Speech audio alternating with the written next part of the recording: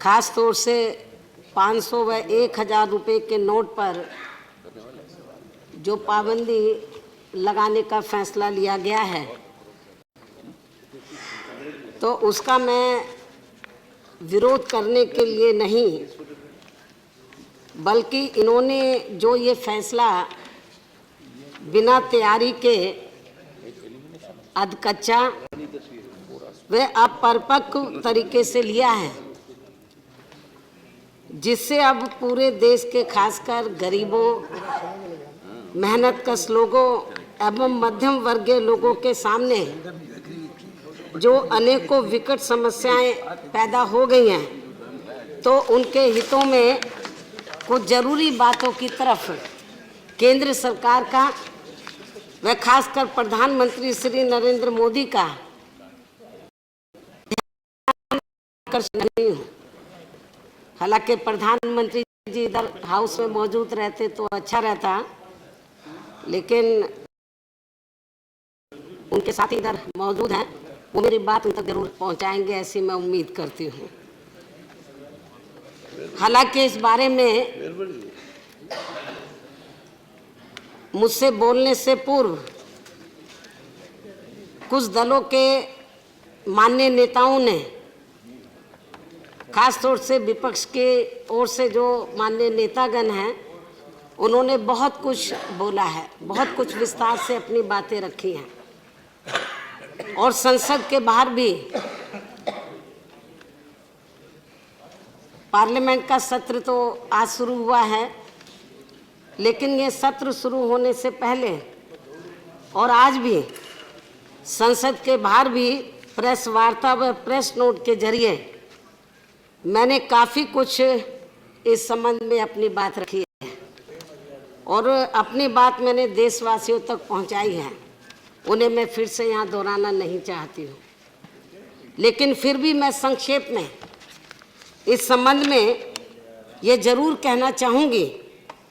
कि केंद्र की सरकार ने बड़े नोटों पर बिना तैयारी के जो पाबंदी लगा दी है, तो उससे अब पूरे देश में ऐसा महसूस हो रहा है, देश के आम जनता में, जैसे आर्थिक इमरजेंसी लग गई हो। ये मैं कोई गलत नहीं बोल रही हूँ। आप देश के कोने कोने में आप चले जाएं, किसी भी हिस्से में चले जाएं, शहर में चले जाएं, देहात में चले जाएं, तो 9 तारीख से 8 को ये डिसीजन हुआ, 9 नवंबर से पूरे देश के अंदर ऐसा लग रहा है जैसे आर्थिक इमरजेंसी पैदा हो गई हो। एक प्रकार से भारत बंदी का माहौल पैदा हो गया है, लग गया कि जैसे भारत बंद हो गया हो। हालात काफी भयंकर हो गए और इससे अब तक काफी लोगों की जानें भी जा चुकी हैं। वो सदमे की वजह से नहीं, मैं सरकार को ये बताना चाहती हूँ कि आपने ये फैसला लिया बड़े नोटों की पाबंदी पर, तो उसके सदमे से नहीं, लेकिन आपने पाबंदी तो लगा दी बड़े नोटों पर, और जो गरीब लोग हैं, मेहनतकश लोग हैं, मध्यम वर्गीय लोग हैं, तो उनके सामने जो दिक्कतें आएंगी, परेशानियां आएंगी, उसकी तरफ आप लोगों ने ध्यान नहीं दिया। खास तौर से जो गरीब लोग हैं, तो मैं ज़्यादा डिटेल में नहीं जाना चाहती, लेकिन वो बीमारी की हालत में जब वो सरकारी हॉस्पिटल में अपने इलाज के लिए गए, तो वहाँ पर सरकारी हॉस्पिटल में भी ज़्यादातर पर्ची पर लिखकर दे दिया कि आप मेडिकल स्टोर से ये दवा ले लो। प्राइवेट हॉस्पिटल में गए तो उन्होंने बोला कि ये बड़े नोट नहीं चलेंगे, छोटे नोट लेकर आओ। कितना बुरा हाल हुआ है। और जो मेडिकल स्टोर है, उन्होंने तो देखा कि भाई हमारे पास पैसे नहीं है, या तो उनको पहले ही सजग कर दिया गया था, तो जब लोग उधर दवा लेने के लिए गए, खासतौर से गरीब लोग, उन्होंने अपने मेडिकल स्टोर के शटर डाल दिए। और जब वो पैसे लेकर गए भी, उन्होंने कहा कि भाई आप ये 500 रुपये हैं, 1000 रुपये हैं, एक 100 रुपये की दवा है, 100 रुपये की दवा उन्होंने बोला कि आपको दवा चाहिए तो 500 रुपये दे दो, तो 100 रुपये की दवा के बदले में उनसे 500 रुपये ले लिए। और यदि इतना ही नहीं, ये तो मैं बीमार लोगों के बारे में बता रही हूँ, यदि वो रोज़मर्रा की जो ज़रूरी चीज़ें हैं तो जब वो उसको लेने के लिए गए, जिस पर सरकार ने कुछ थोड़े दिन के लिए छूट दी थी, तो जब वो सामान लेने के लिए गए तो उनको ये कहा कि भाई आप ये 500 रुपये है, 200 रुपये का सामान है 500 दे दो, 600 रुपये का सामान है 1000 दे दो। तो जो गरीब लोग हैं और ख़ास तौर से जो मेहनत कश लोग हैं, मध्यम वर्गीय जो लोग हैं, तो उनको अपनी रोज़मर्रा की जो ज़रूरतें हैं तो उनको पूरा करने में उनको बड़ी कठिनाइयों का सामना करना पड़ा है, अभी भी करना पड़ा है। बहुत बुरा हाल है। और ख़ास तौर से जो किसान लोग हैं, तो इस समय वो जो अपनी खेतों में बुआई करना चाहते हैं, बीज खरीदने के लिए, खाद के लिए उनके पास पैसा नहीं है, लेकिन सरकार इस ओर ध्यान नहीं दे रही है। इसी प्रकार उनके बच्चों की 10 प्रॉब्लम्स हैं, बच्चों की फीस का है, बच्चे बड़े गए उनकी शादी का, उनके पास पैसा नहीं है।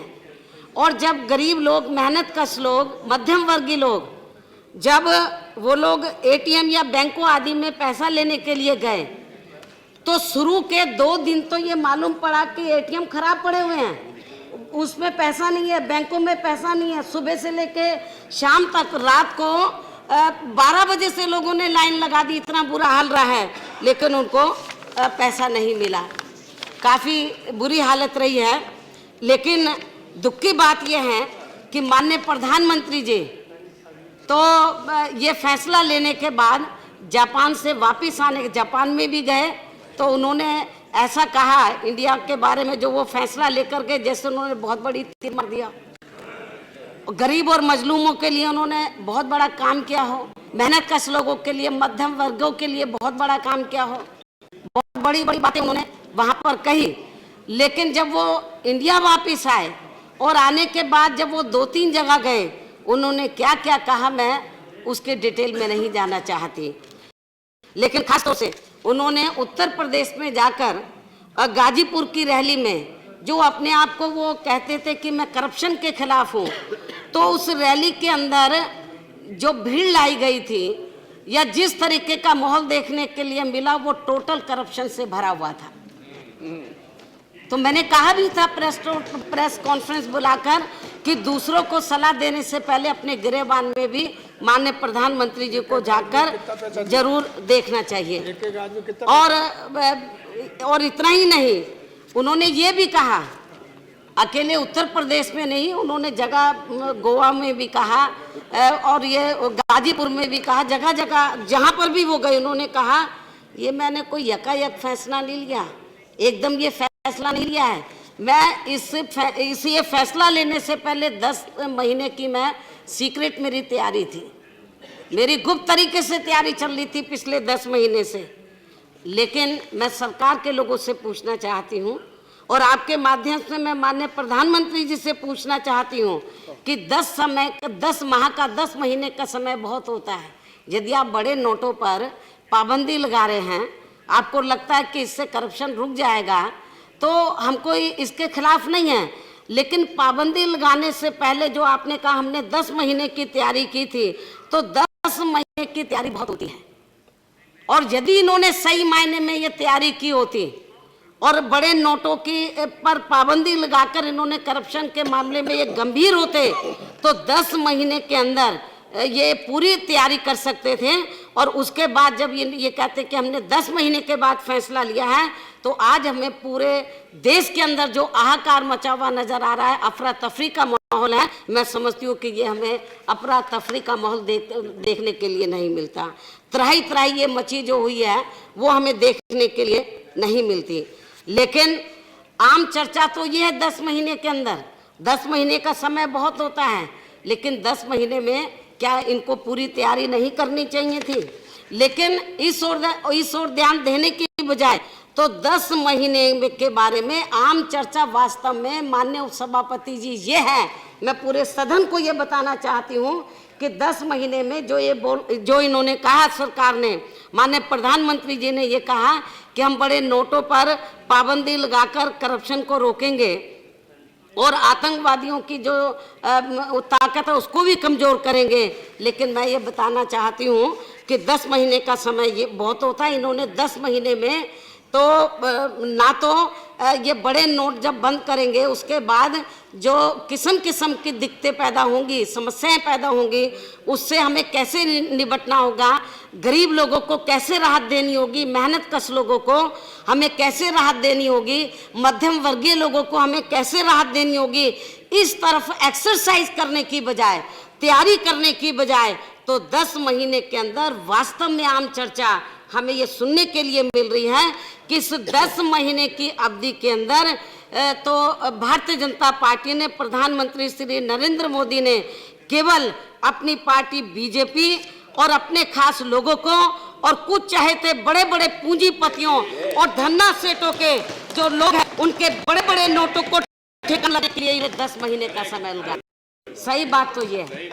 इन्होंने 10 महीने में यदि सही मायने में इन्होंने ईमानदारी निष्ठा से जो आप फैसला लिया है इसकी तैयारी की होती 10 महीने के अंदर, तो 10 महीने में जो आज प्रॉब्लम क्रिएट हुई है ये नहीं होती, बल्कि 10 महीनों के अंदर इस ओर ध्यान देने की बजाय इन्होंने अपनी पार्टी की तरफ ध्यान दिया, अपनी पार्टी में और अपने खास लोगों को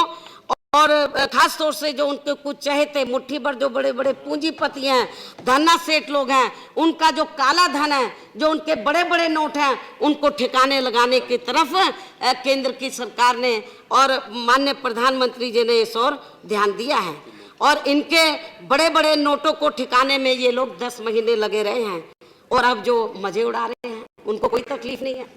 उनके पास बड़े बड़े नोट भी हैं, मान लीजिए वो कुछ नहीं ठिकाने लगा पाए तो उनके लिए उन्होंने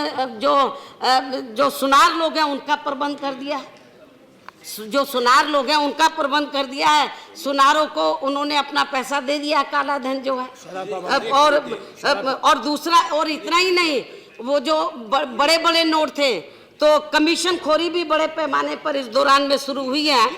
और इसका ही नहीं, मैं खास तौर से भारतीय जनता पार्टी के जो लोग हैं और खास तौर से सरकार के जो इधर मंत्री लोग बैठे हैं और प्रधानमंत्री जी को भी ये कहना चाहती हूँ, ये कहते हैं कि हम करप्शन के खिलाफ हैं, हमने ईमानदारी से ये डिसीजन लिया है और वो कहते कि हमारी पार्टी में कोई करप्शन नहीं है। लेकिन मैं माननीय उपसभापति जी सरकार को ये बताना चाहती हूँ, मैं कोई ज़्यादा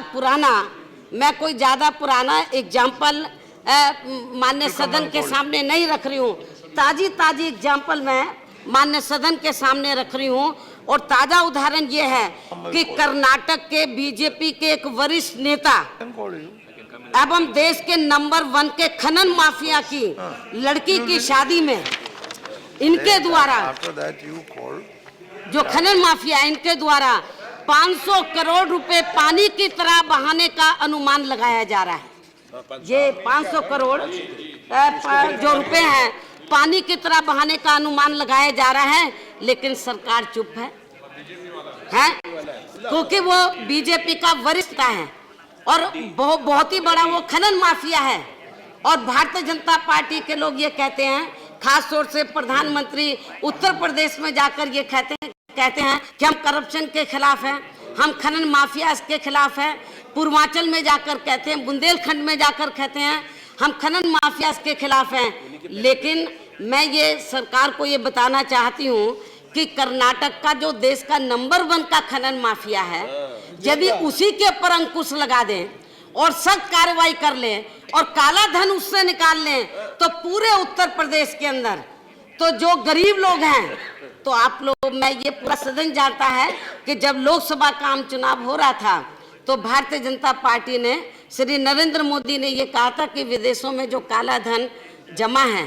तो उसको हम 100 दिनों के अंदर वापस ले आएंगे और उत्तर प्रदेश सहित पूरे देश के अंदर जो प्रत्येक गरीब परिवार है उसके हर सदस्य को 15 से 20 लाख रुपए हम सरकार की ओर से फ्री देंगे उस काले धन को। वो काला धन तो वापस नहीं आया, इस सरकार को बने हुए लगभग 2.5 साल पूरे हो जाएंगे, वो काला धन तो वापस नहीं आया। लेकिन मैं प्रधानमंत्री जी को यही कहना चाहती हूँ, यदि उस कर्नाटक के देश के नंबर 1 के खनन जो माफिया है उसकी ईमानदारी से जांच करा लें, उसका काला धन ले लें, तो उत्तर प्रदेश में आप मारे मारे घूम रहे हैं कि जनता तो आपके साथ आ जाए, लेकिन जनता नहीं आ रही है। भाड़े के लोग, टिकटार्थी लोग इकट्ठे करने पड़े हैं। तो मैं ये बताना चाहती हूँ कि आपके ऊपर थोड़ी सी दया हो जाएगी, आपकी पार्टी के ऊपर, यदि कर्नाटक के उस खनन माफिया को आप शिकंजा कस लें उसके काले धन पर, और उसका पैसा पूरा इकट्ठा करके यदि उत्तर प्रदेश के हर गरीब परिवार के प्रत्येक सदस्य को 15 से 20 लाख रुपए उस खनन माफिया वाला पैसा दे दें, तो शायद थोड़ी आपके ऊपर कृपा हो जाएगी है। लेकिन मुझे नहीं लगता आप ऐसा करने वाले। आपको मालूम है कि आप पावर में तो नहीं आने वाले उत्तर प्रदेश के अंदर, लेकिन ये इनको ये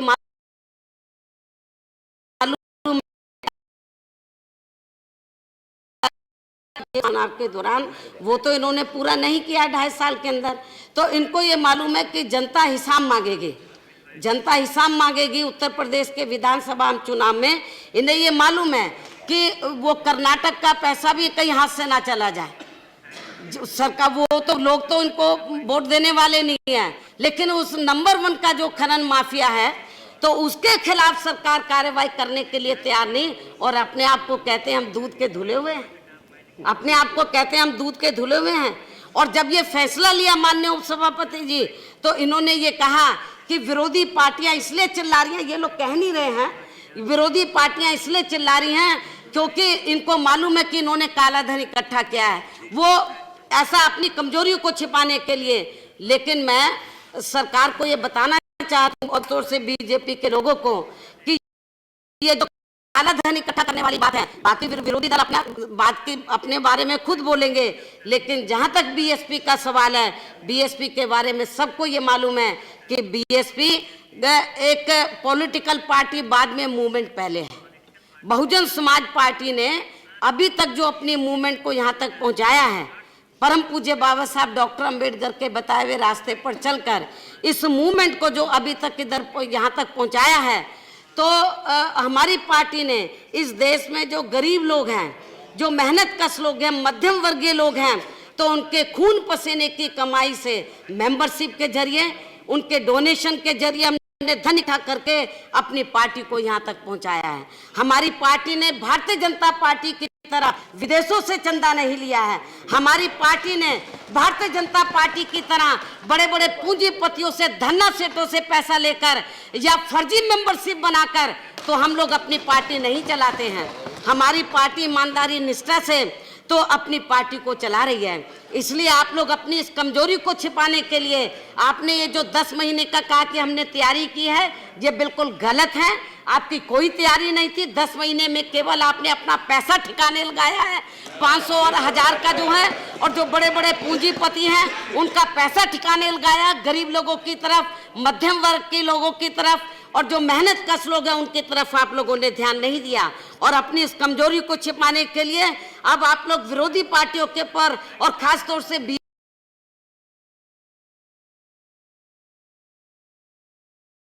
बीएसपी का इसलिए लोग कर रहे हैं, मैं समझती हूँ ठीक नहीं है। तो और इसलिए तो 10 महीने का समय बहुत होता है अपनी कमी को छिपाने के लिए। आप ये कह रहे हैं कि हमारी पूरी तैयारी थी, ये आपकी केवल हवाई बात है। इसलिए इनका ये फैसला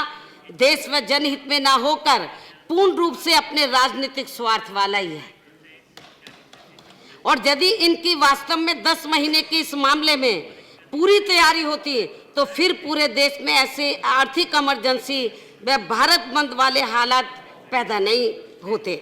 ना कि आतंकवाद का इनको अपनी सहारा लेना पड़ता अपनी इस कमजोरी को छिपाने के लिए। और जैसा कि मैंने आप लोगों को बताया कि ना इन लोगों को विरोधी पार्टियों पर हमला बोलना पड़ता कि ये अपनी कमजोरी को छिपाने के लिए, इसलिए ये हमारे इस सही फैसले का ये विरोध कर रहे हैं। और साथ ही ना ही माननीय प्रधानमंत्री जो को किस्म किस्म की इमोशनल ब्लैकमेलिंग यानी कि भावनात्मक ड्रामेबाजी करनी पड़ती, और ना ही इनको अपनी बूढ़ी माँ को भी तो बैंक में पैसा बदलवाने के लिए आसमान के नीचे उनको लाइन में खड़ा करना पड़ता है। ये जो किस्म किस्म की ड्रामेबाजी इनको नहीं करनी पड़ती। और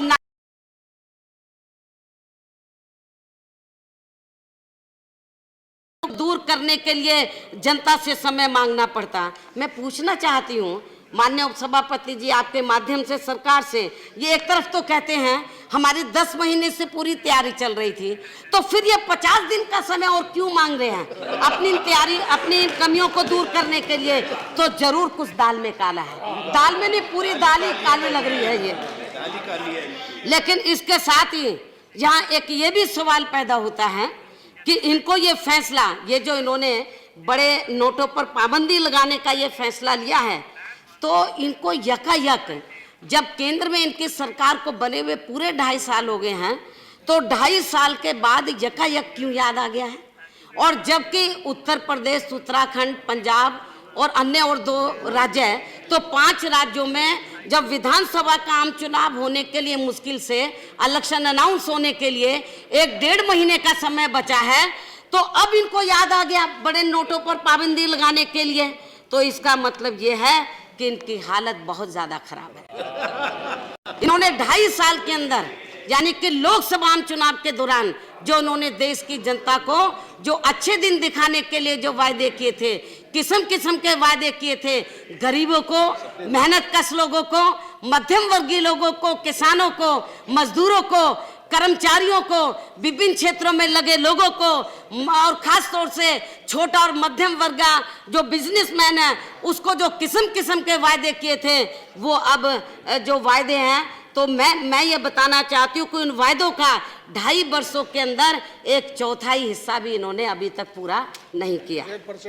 1/4 हिस्सा भी अभी तक पूरा नहीं किया है। तो इनकी हालत बहुत ज़्यादा खराब है। और सही बात तो ये है कि इन्होंने अपनी इन कमियों पर से पर्दा डालने के लिए तो जल्दबाजी में ये सब इन्होंने फैसला लिया है, और ये सब ना, और ये गलत फैसला लेकर, बिना तैयारी के फैसला लेकर देश की जो गरीब मेहनतकश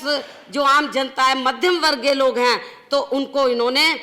बड़े पैमाने पर पीड़ित किया, उनको बड़े पैमाने पर दुख पहुंचाया है, केवल अपनी कमजोरियों को छिपाने के लिए। सही बात तो ये है। लेकिन इन्होंने अपने इस राजनीतिक स्वार्थ में जो ये जल्दबाजी में बिना तैयारी के कच्चा फैसला लिया है, अपरिपक्व फैसला लिया है, जिससे देश की आम जनता त्राही त्राही कर रही है, वह अति पीड़ा में है, अति दुखदायी है। तो इससे इनको 5 राज्यों में, मैं आज बताना चाह रही हूँ, आप लोग सुन लो और सुन के माननीय प्रधानमंत्री जी को भी बता देना।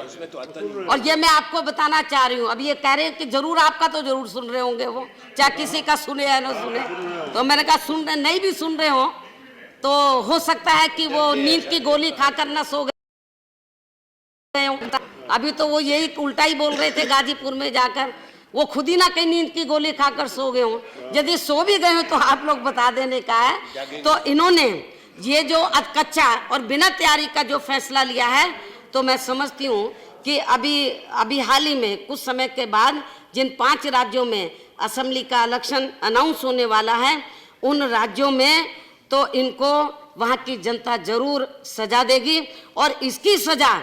यही नहीं, 5 राज्यों में सन 2019 में लोकसभा का आम चुनाव होगा, तो उसमें भी इसकी तकड़ी सजा आप लोगों को जरूर मिलेगी। और मान्यवर, मैं आपको ये बताना चाहती हूँ कि इन्होंने अब बैंक से पैसा निकालने के लिए शाही लगाने का भी प्रावधान किया है कि भाई वो कहीं दोबारा ना आ जाए। मैं समझती हूँ जो शाही लगा रहे उसकी वोटिंग अभी हो जाए, जो सन 2019 में इलेक्शन होने वाले उसकी वोटिंग अभी हो जाए, मालूम हो जाएगा कि जनता आपके इस फैसले के साथ में है या नहीं। तो मान्यवर, जो भी मैंने अपनी बातें रखी हैं और मेरे से पूर्व में विपक्ष के जिन मान्य नेताओं ने भी अपनी बातें रखी हैं, सरकार की ओर से भी बातें रखी गई हैं, वो तो उनकी मजबूरी है, क्योंकि माननीय प्रधानमंत्री जी के फैसले के खिलाफ जाएंगे तो अगले उनकी मिनिस्ट्री चली जाएगी। उनकी मजबूरी है, उनसे लिपापोती उनको करनी है। मान्यवर, जो भी मैंने अपनी बातें रखी हैं और मेरे से पूर्व विपक्ष के जिन मान्य नेताओं ने भी अपनी बातें रखी हैं, वे बातें देश व जनहित में काफी गंभीर व अति संवेदनशील हैं। इसलिए सरकार के लिए इस फैसले की इन सब बातों अपने इस फैसले की इन सब बातों को आगे रखकर जो सरकार ने फैसला लिया है, तो आपने ये जो आज बातें विपक्ष ने रखी हैं, उन सभी बातों को आगे रखकर देश व जनहित में इनके फैसलों की जांच होनी चाहिए। हमारे शिवसेना के लोग इधर बैठे हैं, मेरे ख्याल वो भी इस मामले में सरकार के साथ नहीं है। मैं उनका थैंक्स अदा करती हूँ कि वो भी, उनको लग गया कि हम कहाँ गलत जगह बैठ गए। और पंजाब वालों को भी सोचना चाहिए। हमारी बहन बैठी हुई है, तो मेरे ख्याल हमारी बहन भी जरूर सोचेगी कि भाई ये क्या हो रहा है। तो इसलिए ये बेहतर होगा कि ये जो जांच है तो ये जेपीसी से हो जाती तो ज्यादा बेहतर होता। लेकिन ये जांच समयबद्ध होनी चाहिए।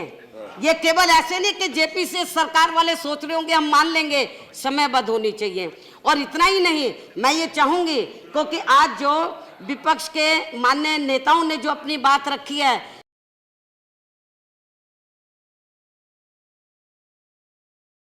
बहुत भी सरकार को दिए हैं। और मैं ये समझती हूँ कि जब ये